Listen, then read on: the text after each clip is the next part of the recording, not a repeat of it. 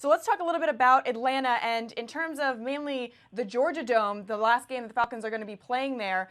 Do you have any great memories from anything that's been played there, or the Falcons' time there in your mind?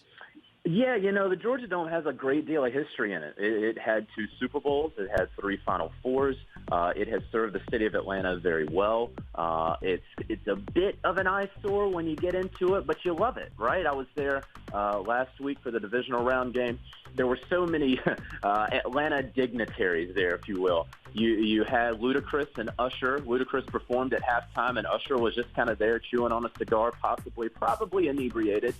You had Big Boy from Outkast in the stands, Future, the rapper, obviously with the Russell Wilson thing going on, and Michael Vick was in the building. And I think, and part of my story really talks about how the Falcons have tried to reclaim their fan base post-Vick since 2007. And, when he came back to the Dome as the Eagles quarterback in 2009, he was booed mercilessly. And then a couple weeks ago in the regular season finale, he comes back, walks out onto the field, and he's cheered very loudly. And so, time has really healed a lot of wounds there in Atlanta. There were some really raw feelings in the years after Vick's conviction. And now, 10 years later, he is warmly accepted back in Atlanta. Who is the most popular Falcon, at least these days?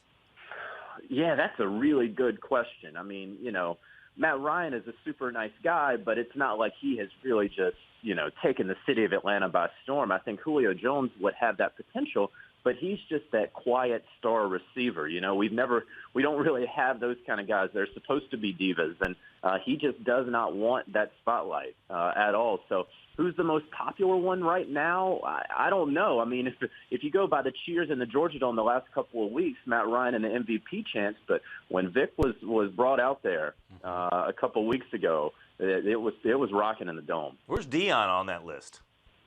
Deion has kind of, they enjoyed Deion. They only had one winning season with Deion. And so I think that his part in Atlanta has been a little conflated. Of course, he played with the Braves and split his time there. But, Deion is such an omnipresent force that it would seem like he was a much bigger deal. But really, I mean, those birds and even the 98 Super Bowl run, which he wasn't a part of, those never equated to the early to mid-2000 Michael Vick Falcons.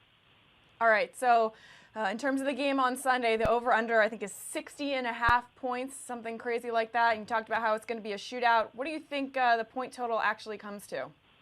Yeah, I'm bad at math, but if you add 38 and 35 together, I really feel like it's going to be one of those kind of scores where it's just touchdown, touchdown, touchdown, and then in the fourth quarter, one of those two quarterbacks gets their team across midfield, and it's either Mason Crosby making a clutch game-winning field goal or it's Matt Bryant making a clutch game-winning field goal. I think that we're going to get a classic to send the Georgia Dome out on Sunday.